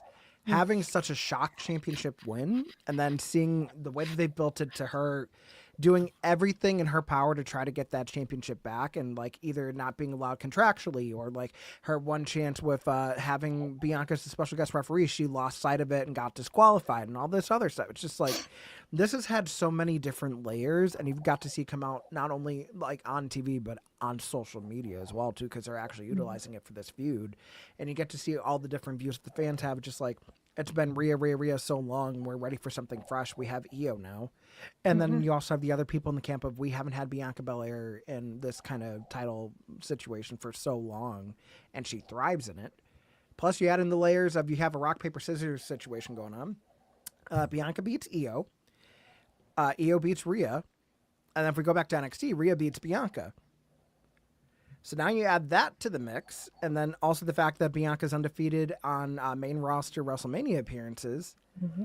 This can go any which way but forward, and I'm not going to be mad at it. However, I'm going to say, and still Women's World Champion Io Sky. I'm going to be controversial on this one.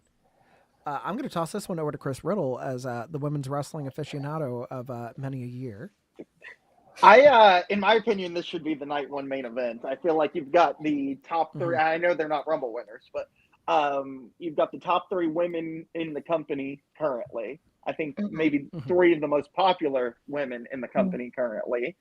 You've got an interesting dynamic. I was thinking about this earlier before we came on, and I'm like, who would I have? And I think you've already had Rhea get that big WrestleMania moment. Bianca's got that big WrestleMania moment. I think you have Io retain.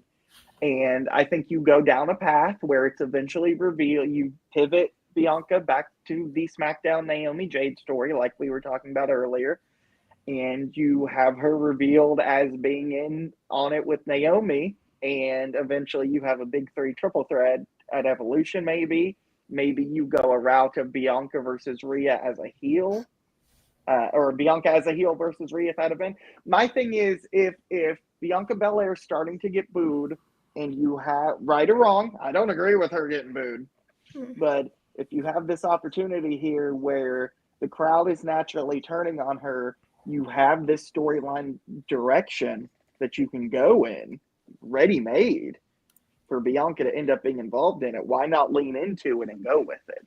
So I would not be surprised if Bianca plays more of the heel of this match. I think, Jose, as you said, with Io just winning the championship so recently, that it may be. Look, Rhea Ripley is 1A or 1B for the biggest star in the company. She does not need a championship.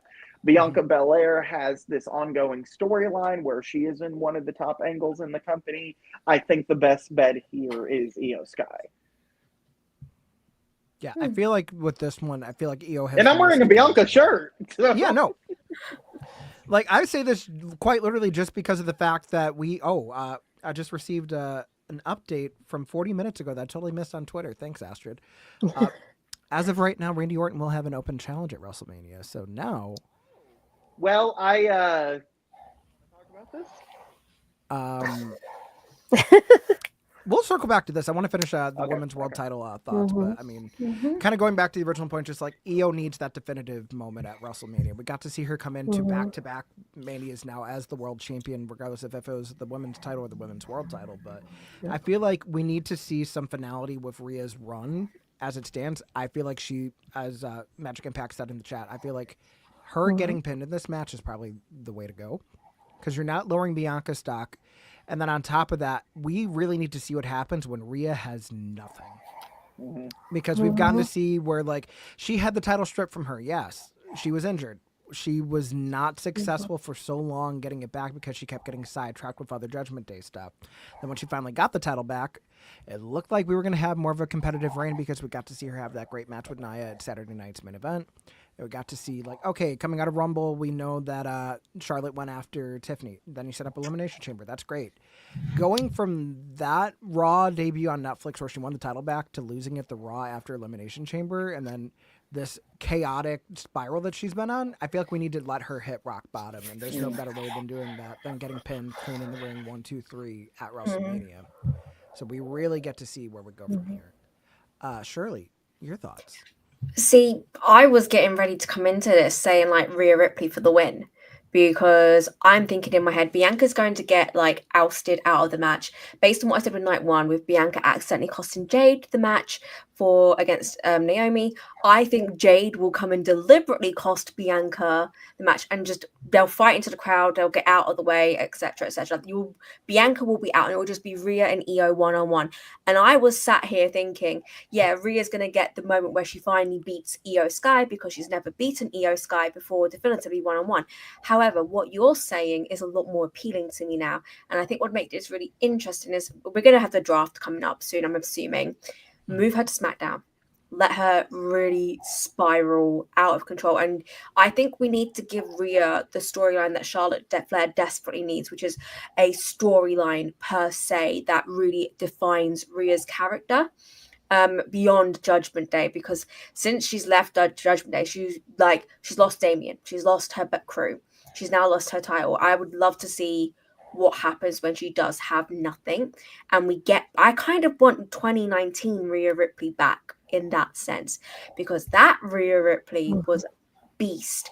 And on that note, I would love to see like Shayna Baszler coming up back in that 2019 stuff, and I think that if we could get that back, that would be amazing. So and I was going to say, bring Shayna's good theme back too. please, Yes. please. They all need the good things back, but I want Rhea to win, but I think based on what you guys are saying, you've actually swayed me on an EO retaining. Ooh. Interesting. Astrid, anything to add to this? For me, it was mostly like the way we've seen it on Raw lately, having Rhea and Bianca like focus on each other. That kind of like, I don't want to say steals it, but it kind of feels like Io stealing the victory, that kind of way of like, you've been ignoring me this whole time, but I'm the factor that played into both of you losing this match. And like Shirley was saying, it's like, I also want to see, like, we had that great promo from Rhea backstage when she lost the championship. I want to see more of that. And it's like, I feel like that was it felt like kind of like the realest you could see, and the most sense it makes of her losing everything. And that's how somebody should react when they have lost everything. And I would like to see her do something kind of connected to that as well. And we're going on with not only her promo, but her character as well. It's like, I lost a championship. I tried to get in there again. It just didn't work out for me. Still didn't make Io have that over her head as well.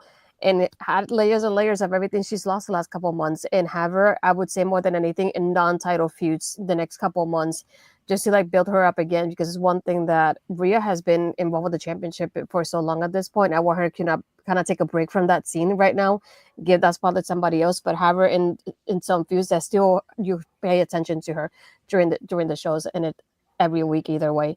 So I want to see more of her kind of have that vulnerable character is what I would like to see from Rhea. She needs more depth to her. Yeah.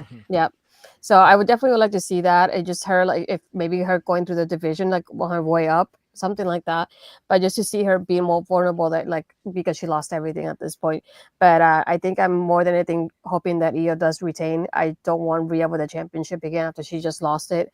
I'm not interested in seeing that when we just saw that happen either. So for me, the number one choice is it's Io, if not then Bianca. But I don't want Rhea winning a championship whatsoever. I wouldn't be surprised if they lower her down, build her back up, have her win Money in the Bank, and then they go around marketing it as Mommy in the Bank. I mean, that's a point. But also, I kind of want this to be like... Although I don't agree with it. It should be Naomi or Chelsea. Yeah. But like, I think that we need to see Rhea completely spiral out of control. Like, go, and like, it almost be like Damien's the one to kind of try and bring her back, but it's like beyond repair. I want her to go full on psycho heel, almost like Ciampa, like Tommaso Ciampa back when he was like the absolute psychotic character that you saw in NXT. I want that for Rhea Ripley, and I think that would really reestablish her as like one of the best to do it, because I think she's incredible, but I also understand the criticisms around Rhea. She needs those layers, she needs that depth, but there's a lot of problems with that in the women's division because they're not given the opportunity to show that depth. And I just kind of hope that we can see Rhea spiral and get the opportunity to really play a character. No, I feel like that would be so much fun to see. But we do also have other action to get into on night 2. I mean, we talk about the Judgment Day. We have to talk about the Intercontinental Championship, the Fatal 4 where we have their champion Braun Breaker defending against I forgot Penta, about this match. defending against Dominic Mysterio and Finn Balor of the Judgment Day. Say what you want about this match, like being forgettable. I feel like for the plot, you have Dominic Mysterio win the Intercontinental. Oh, absolutely. And come on, you got him Abso-fucking-lutely. going I'm around sorry. doing the Eddie China thing with Dom and Liv with their championship. Come on. And then let this be the final nail in the coffin for the Judgment Day. Just let it die. Yes, please. Let it die. Demon Finn Lost- Balor, bring him back. This is the way to do it. Yes, Come on. get everybody back to square one. Like, let Penta like reunite with Phoenix, whether it's going to be like on Raw, SmackDown, because I'm sure there's going to be a draft. Let Braun have the freedom to explore if he's gonna like dip his toe in the main event scene, if he's gonna go more for like Money in the Bank, and then you have that blow off between Finn and Dominic, and then you get to see where Judgment Day truly lies. Like you're probably gonna have Carlito with Dominic. If he's healthy by then, maybe JD McDonough goes back with Finn Balor, and then you have Liv and Raquel doing whatever Liv and Raquel are gonna be doing, because I'm sure we'll also be talking about that right after this. But I feel like Dominic Mysterio has kind of been the unsung hero over the last year on Raw. Like, when in doubt, you throw Dominic in a match, things get entertaining. Whether it's him getting the piss beat out of him or whether he's actually like looking impressive, because he has improved over the years. I feel like if there's ever a testament to the Intercontinental Championship being a working man's title again, give it to Dominic. That is my thoughts. So I'm going to throw something back out there. So I mentioned this in the AJ Styles Logan Paul match with Karrion Kross. Now, I think Karrion Kross is going to have an influential role in this match because he has been talking to Dominic Mysterio in the background of a lot of segments recently. So you saying that Dominic's going to have Carlitos, I don't think so. I think Dominic is going to reveal that he's got Karrion Kross in his corner. I mean, Carlito's just there to get speared again. Let's call it I know, but that spear was epic. And like, I mean, it's very obvious it's a Dominic win. I kind of want Penta to also have like a really big moment. Yeah. I gotta say that I don't know whether to feel bad for Finn Balor because it just feels like WrestleMania should be like his show with the way he is. But it's almost like he's had the Shinsuke effect, you know? Yeah. And so I'm a bit like, oh, with Finn now, which is sad because a decade ago, I really enjoyed his work, but he's had the Shinsuke effect happen to him. But it's also been a decade in wrestling years, which is like 20 years, you know? Yeah, this is true. But even then, it's not even just the Shinsuke effect. Sorry to interrupt, Shirley. It's also the fact that it feels like ever since that day where he won the Universal title and then had to relinquish it the next day because of injury, the aura of Finn Balor as we knew it was gone. Yep. It didn't matter what iteration we got sent, like nothing's come close to that initial like NXT run and then main roster debut. Like that is long gone. They have to decide what they can do with a grizzled Finn Balor that's like done it all. I mean, you have to like let him go all the way into like deep dark like Prince Devitt. Like let him go full madness. Different outfit each show and like not even just like beyond the demon. Like let him go like to the Prince. Like let him actually lose himself to get back to that spot, and then you get your money back because you just re-signed him to another 5-year deal. Get your money's worth. Yeah, and I think that he kind of needs some sort of reinvigoration. And I don't like the squirmy, squeamish Finn that we've been getting in the Judgment Day. That's not the Finn Balor that I'm a fan of. I like the Finn Balor who is more methodical and is thinking almost like Cerebral Assassin like. I hate his new theme music, by the way. What is that theme music for Finn Balor and the Judgment Day? What is going on there? But I think having Dominic Mysterio pin Finn Balor would send him down like an absolute spiral because he'd be thinking, how in the world did Rey Mysterio's kid beat me at WrestleMania? And that sends him down a loop-de-doo spiral. He'll find Rhea Ripley along the way, and then they both end up being absolute mad people. Chaos. Yeah, that's a good point. So, Astrid. Yeah, to me, the foreshadowing that we had in all the Judgment Day segments with the demon mask in the background, and just something that you could see that's something that's alluding to that's going to happen sooner or later. And to me, having Dominic win this match, you can have him go against Finn later on during the summer somehow. And then after that, I had that moment that the Judgment Day just explodes and Finn is able to go back to where he was and put him back in that position, because at that point, I feel like when he debuted and when he started off on the main roster, he felt like a main character. And at this point, just feels like a side character. Yeah. And you kind of almost forget about him at this point. And it's like, I hate to say that because I love Finn. I was there for that moment when he debuted in NXT. So it's like, I love the presence that he gives when he's in that room. And just like he lost that for so long at this point. And I feel like he really needs that back. And I would love to see that kind of like Demon Finn Balor, but with a different booking and different people to see how we get to experience it all over again. And I feel like the way you can do it, have Dominic win this, and then somehow along the way, him and Dominic are for the championship as well. I would love to see that. Yeah. I would love to have Dominic almost accidentally win the match, like accidentally fall back into a pinfall. So we're doing like or an Alley even wins do the Knockouts championship thing? Or like they did it in NXT last year with Ethan Page too. Oh, but like a double pin? Also like the Eddie in China, like going into the Eddie thing where Eddie accidentally pins China. It's just like some sort of squirmy way to win the match. Yes. And that would eat up Finn Balor inside. Exactly. Yeah. Yeah. I mean, and then now we get into a match that, again, controversial, but I mean, this one, it's I think we all have the same rant, so I'm just going to get out there. The Women's Tag Team Championships, you have Liv Morgan and Raquel Rodriguez of the Judgment Day defending against Bayley and the Women's Intercontinental Champion Lyra Valkyria. I'm going to state the obvious. The title match they had on Raw should have been at WrestleMania. Chelsea Green should be on WrestleMania defending her championship in either a six-pack or a ladder match with Michin. No, it should be a six-pack. It should be a six-pack ladder match. If you're not going to do a tag title ladder match. The Women's Tag Team Championship should have actual women's tag teams in them, or if you were going to do it, make it a fatal four-way where you have the PFC in there, you have Kaden and Katana in there, or maybe do the Secret Harvest in this type of match, and then you free up two other spots for single stars to go after the U.S. title if you weren't going to have a true Intercontinental Championship match for the women's division. On WrestleMania, having two brand new mid-card championships without direction has been the biggest misstep in this road to WrestleMania. From the day that you decided that none of them are going to be defended on PLE, well, I'm saying it's been a decision, but it's the fact that none of them have been defended on PLEs.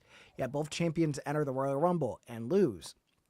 You've had, one contender for one championship for 3 months. And I say this because I love Michin, but I mean, you had nothing else for Chelsea going on from the time she won that championship up until Zelina just magically shows up on SmackDown. And even then you had one actual match between them that ended in a count out. On Raw, you've had like instances of like, okay, Lyra's going to defend it against Dakota because that was the finals again. You have her defended against Ivy. You have her defended against Raquel. You have her defended against Bayley. It just seems like they are two opposite ends of the same problem. We need to figure out why we have these championships and why they should matter to the division. Because you don't have a constant byline for anything. And then now you have the strange bedfellows effect of them sweeping a tag team turmoil match to get here. Liv and Raquel are going to probably win this match and then drop the titles to whoever wins at Stand and Deliver. Yep. And we're finally getting an NXT team to win the tag titles because it feels like that's what we need right now. May I volunteer to? Gotta have him in a while. The floor recognizes Chris Riddle. Can't imagine why I would want to start this one off. Yeah. So I almost wonder if it was originally going to be Becky Lynch and Lyra versus Judgment Day for the women's tag titles, because you had this obvious Bayley and Roxanne direction, and I almost feel like if you were going to have Lyra defend, you could have wrapped that into it, made it a triple threat, done something else with the tag titles. It's this catch-22 because I'm so glad that the tag titles are getting a singles match at WrestleMania, like a standard 2v2. Not singles, but you know what I mean. Wow. But at the same accord, if you were going to do this, why did you not just have one multi-branded mid-card women's championship that was defended across the brands, see how that went, and then if it went well, eventually come in with a second one for the other brand? There was no reason why. I don't think anybody would have been mad if they would have come out with a women's Intercontinental Championship across both brands that was regularly invested to on pay-per-views instead of having two. Yeah. I feel like we all thought that was going to be the plan, and then they announced the U.S. title first, which is what threw it for a loop. Yeah, because it would have been IC title if it was just one, I feel like. Yeah, so we knew like the other championship was going to come, and it was just kind of a matter of, okay, so now that we know they exist, how do we get here? And then, I mean, to be fair, the U.S. title, at least that finals was on like Saturday night's main event, the first one you've had in like 15 years. That kind of felt like special. Now, that felt like a PLE. Like that felt like a PLE. That felt match. like a PLE.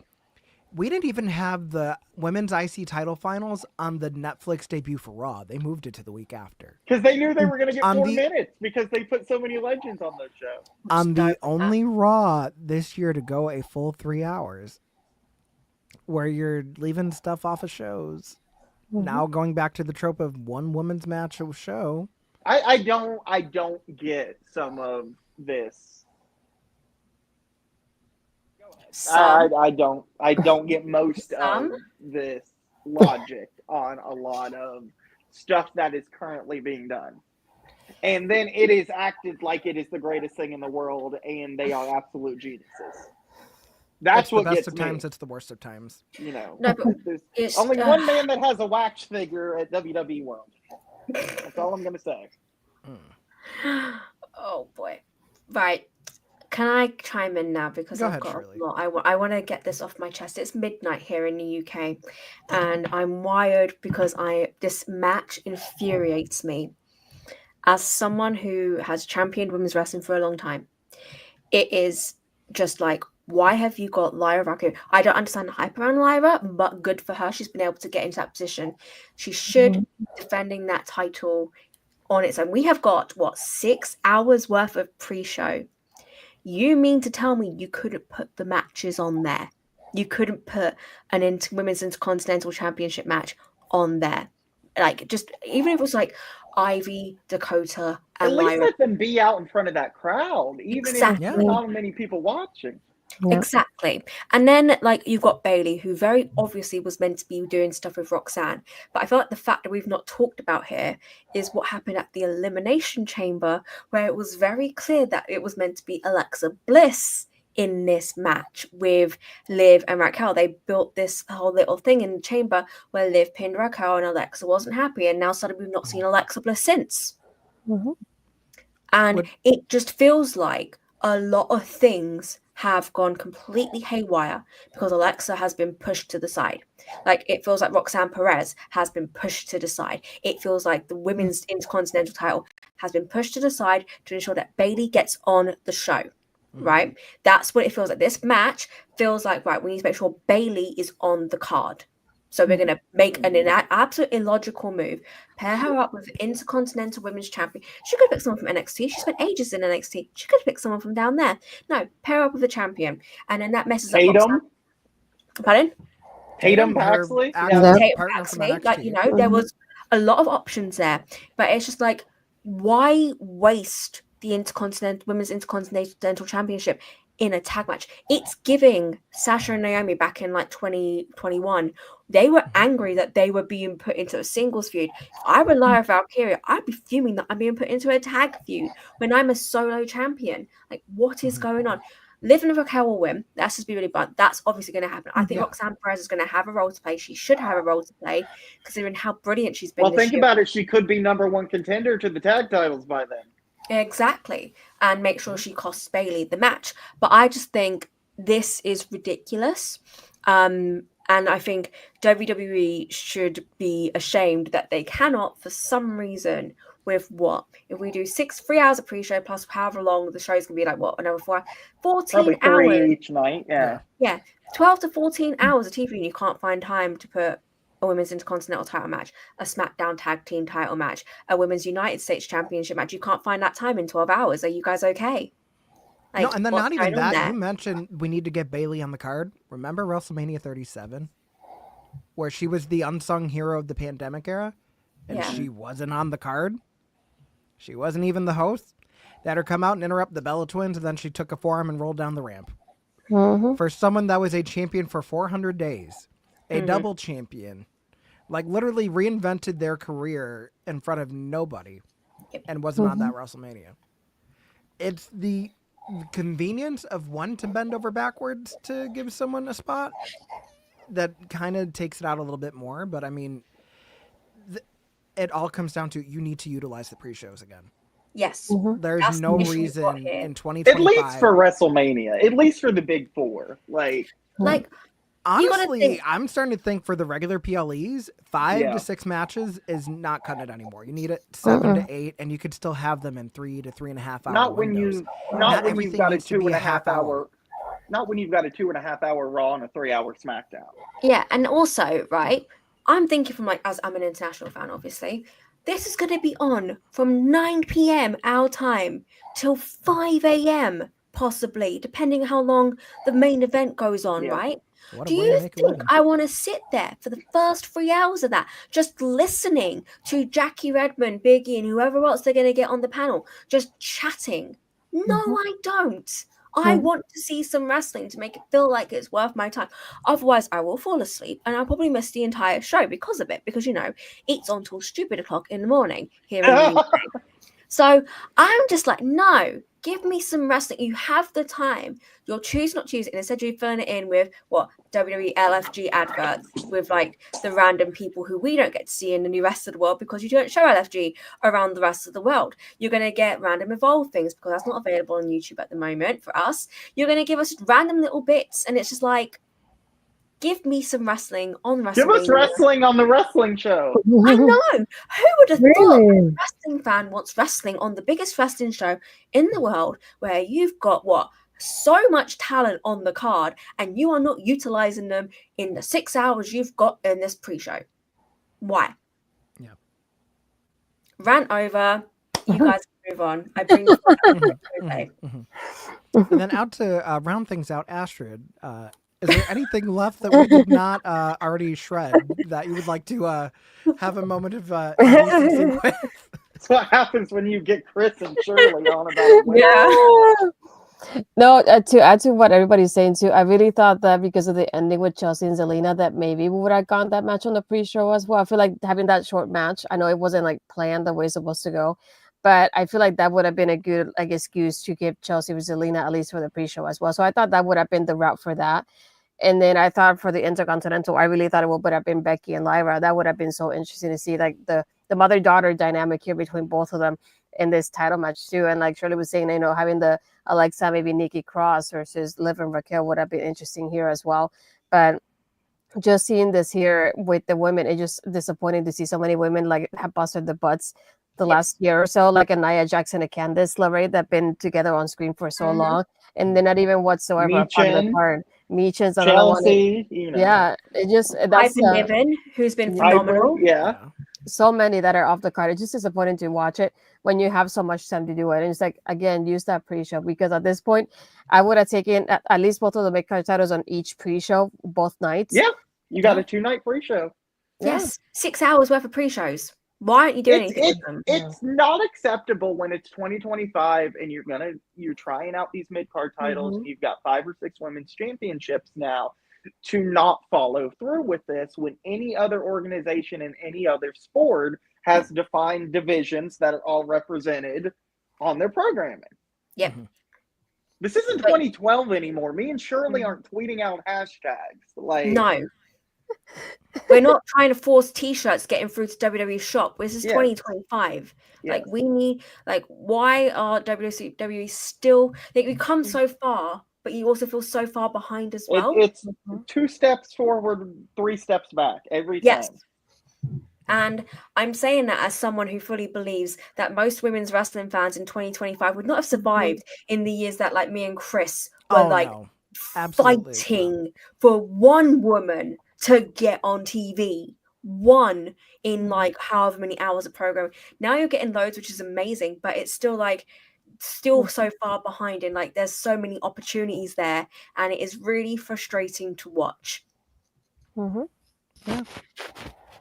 Just proves that the work is never done. That's all. Yeah. And it's so frustrating to us because it's like we already went through this. Like it shouldn't still be an issue. Yeah. Like we shouldn't be doing tweets like Chelsea Green deserves better or like the IC title deserves better. That should not be happening in 2025. That should be standard. It should be standard. And it's a shame that it's not. But we fight. We continue the fight. And the great thing about women's wrestling fans is we don't stop talking until we get what we want. No. Yeah, no. We'll go to the sponsors. We'll go to the papers if we have to. Oh my gosh. Do you remember when we used to go to the sponsors? Snickers for the Battle Royal. That was Oh, okay. brilliant. I remember that. The Snickers for the Battle Royal. I mean, why can't we have that Battle Royal back? Why did we get it, what, twice? Yeah, we got it That not on the twice. pre-show. Why Why is twice? that not on the pre-show and you have the winner get a shot at one of the mid-card titles? Wait, why is there just not a Battle Royal period if you're still going to have the Andre on SmackDown? Right? Yep. Mm-hmm. Why is the Andre on SmackDown? Why can't that be on the pre-show like it was way back when? Yep. Yeah, I mean, you used to So have many people make problems would be debuts solved. in the Andre. Pardon? You used to have people make debuts in the Andre. Baron Corbin won it in his main roster debut. Yeah. I was there for that. That was a great time. Well, as many things that have been questionable going into this WrestleMania season, I think there's one thing that has kind of been undeniable. If it's just they finally did it. No one thought it was going to happen when they did it. Undeniable. I mean, I did not see this coming. No pun intended. We have our WrestleMania Sunday main event for the undisputed. Shirley knows I never do that, by the way. No, you don't. I know, right? Let's see. For the undisputed WWE Championship, we have the American Nightmare, Cody Rhodes, against newly sold to The Rock, John Cena. Which, I feel like this is what finally gets him to 17. Although I had a completely different plan for how this retirement tour is going to go. I thought he was going to go IC title first, finish the Grand Slam, then go after the world title. Granted, I never had a heel turn in any of this, so that's what really messed up my plans. But damn it, I feel like this is not a WrestleMania where the fans go home happy. I'm going to raise But my I feel hand like it's because I- warranted this time. Shirley, take it away. Fabulous. I'm going to say the unpopular thing. This has had the most disappointing build-up, in my opinion, of the entire card. The reason being, we had this amazing moment with John Cena turning heel. It finally happened. He learned how to turn his heel. Congratulations, John Cena. We had this whole thing with The Rock and Travis Scott. Where's The Rock been? Why? You could have turned him without The Rock involved if you knew The Rock wasn't going to be there. Let's continue my little rant. So this has been my biggest bugbear, is that we obviously had this European tour. Nothing's happened throughout the European tour. For most of the feuds going into WrestleMania, this European tour was like a filler block. We barely got anything. Like the Intercontinental title was like main event in Raw and stuff, right? It was like the filler tour that they normally do after Mania. Yes. Except it was And- longer. And yeah, it was a 3-week tour. Like, they're bless their hearts. They're like running back and forth from America and stuff. But all we've had is talking. And we had like one bit of physicality. I imagine for SmackDown tonight, I think it's like for me, I'm looking at the times like, oh, it's Friday now. But I've like for SmackDown, it's going to be some physicality, I imagine. But it's just been talking. Cody Rhodes hasn't wrestled on TV since Elimination Chamber or beyond before that. John Cena hasn't wrestled since Elimination Chamber. There's been no physicality. There's been nothing there other than just words. You people did this. I'm bored of people doing that, especially when you like It's look. the cheapest heel tactic. Yes. What if you turn your back on the That's fans the- because of you? You sold out. You sold out. It just kind of feels really cheap, in my opinion. And I think when you had this moment with The Rock being there, and I feel like The Rock is supposed to, it should have been involved in this build-up. He hasn't. And I'm saying this as someone who's not the biggest Rock fan. I've actually missed The Rock in this build-up. And He's been especially after really- how last year's Road to WrestleMania was, where The Rock was like the antithesis, like, why the hell are we doing this the way it is? At least when that happened, we had Cody getting busted open by the bus in the parking lot in the rain. Like, we had moments where they were touching, because they were touching every fucking week, it felt like. And Cena should have been doing ambushes like that to sell the heel turn. Mhm. John Yeah. Cena, not. as a heel, has not changed his attire. He's not. I mean, I know they addressed that in a promo, but it's That just poor kid, man. Yeah, I feel like, honestly, the worst thing has just been the fact that, like, they're relying on John Cena being John Cena for this whole build to happen, but you're No, not but showing yeah. us that he's willing to, like, do whatever it takes to win his 17th title. Like, Yeah. the Went whole point of into that uni- heel turn and him hitting him with the belt and everything, you're supposed to be like, nah, bitch, I got you every week from here on out. Yeah, that's Didn't what it even should have have been. that. And it's just, for me, has been a complete disappointment. I've been really disappointed that all we've been relying on is Cody just talking to get. We've been talking our way through this feud, and it's just been a bit like, it's been lackluster, it's been subpar. And as much as I know they're going to pull off a great match with all the shenanigans known to man, I'm not hyped.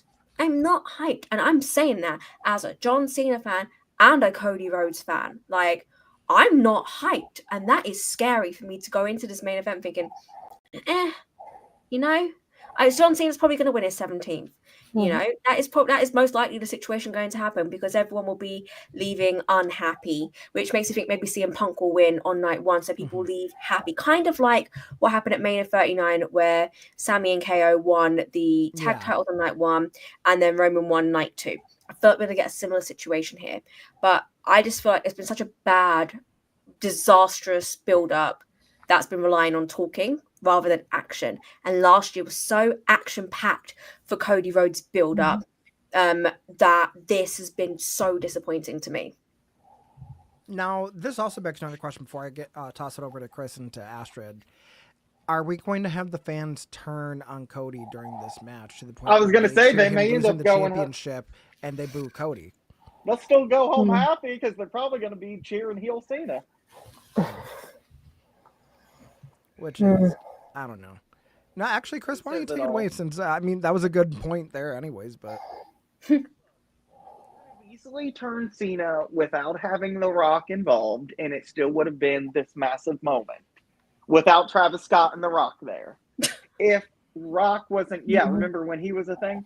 I feel like The Rock will probably show up at Mania and cost Cody the title or something, and it'll be like, well, why the hell wasn't he here the whole time? And then they'll both go away again. The interesting thing is how much, if Cena does win, is he going to be able to be around? Is it going to be is it going to be a part-time situation where one of the brands is without a world champion?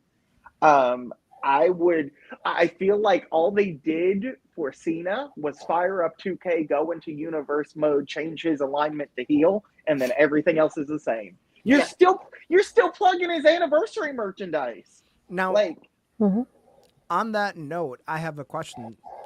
Did they do the heel turn too soon, and it should have been at WrestleMania? Yes. Like an Austin McMahon type thing? Yes. Like, do you feel like it had to happen at Elimination Chamber to justify this being the main event? Or do you do it, or you let him win it, like, feel good moment, go in, like, two of the biggest baby faces, like, trying to fight it out for the sake of just, like, does he still have it in him? And then he does whatever he... If I knew it was going to be this crappy of a build for the most part, you could have gotten away with just doing babyface versus babyface promos and then doing the turn at Mania. Yeah. At least that way you just have them, like, feed them to tag teams or whatever. Like, you have them defeat, like, Theory and Grayson Waller or something. Can they coexist? Do what you did way back when with, like, John Cena and Randy Orton versus the entire roster. John Cena and Cody Rhodes versus the entire roster, you know? You do stuff like that. And bring back like, the 2008 ECW roster and have them face Cena and Cody. Like, anything would have been better than this. In my opinion, I'm disappointed as a fan the way this has been built up. And then you have, like, uses the road to WrestleMania. It's definitely not been like it for this feud, which is supposed to be main eventing night 2, you know? Yeah. I think that's pretty much the consensus with a lot of people. Astrid, your thoughts on this one?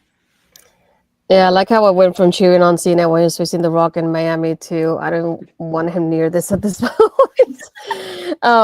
No, just like it's that kind of story that, I feel like Cena's gonna win the 17th, but at the same time, I would have rather have Cody retain just because it's better when Cody is the person, like the main person in the feud with whoever is going against him next, versus whatever is going to happen with Cena coming up next. That's the part that I'm not necessarily looking forward to, especially if the build up for the next one's going to be similar to this, whoever is going against him. So it's like, it makes me think about it that way if it carries over that.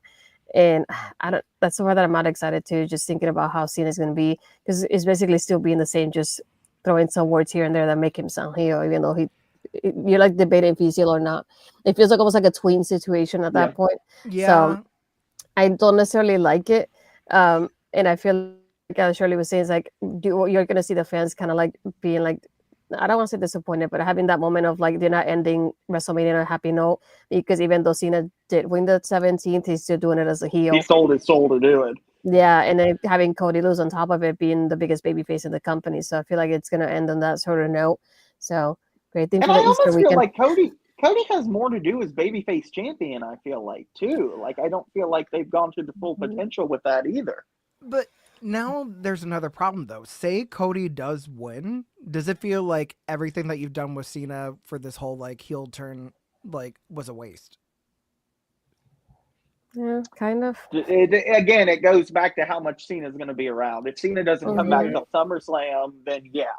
No, I think he still has, like, 30-something dates left. So, I mean, I feel like as crazy as it is, Cena has to win at WrestleMania. If Cody wins, that's where the outrage is really going to start, because Yeah. you wasted a 20-year, like, edged up heel turn For a month build, that was crafty. to not go all the way and, like, let him have, like, the big world title reign as, like, the corporate Cena that we've been talking about forever, because the fans were turning on him back then. To now, you're going to basically have the exact same thing happen with Cody, where he wins by hook or by crook just because he's Cody. He's the lifeline. Like, he's going to rise above everything that literally a Super Cena kind of run. Already over a year into the reign. It's just, I don't know. It's must win for John Cena, which is crazy to say that in the year 2025. But stranger things have happened, folks. Yes. But with that, I mean, almost 2 hours later, that concludes. Are you surprised? Are you surprised? Well, the funny It's part hard, is I was isn't it? telling Shirley and Astrid before we finalized everything for the prediction show that originally I was planning on having a 3-minute timer for everybody. And I was literally going to say, like, I'll just play, like, the clip of Eric Bischoff saying, "This is your 3-minute warning." And then when she Yeah. thumbs up, Did I the music just hit. hear myself say 3 minutes? Yeah. But yes, for everybody that watched us on YouTube, on Twitch, on Facebook, X, wherever the hell you're watching this, make sure that you are staying in touch with everything Body Slam has coming up this WrestleMania weekend. I'm back here again tomorrow evening, 6:30 p.m. Eastern, talking NXT Stand and Delivered predictions with the one and only Ella J.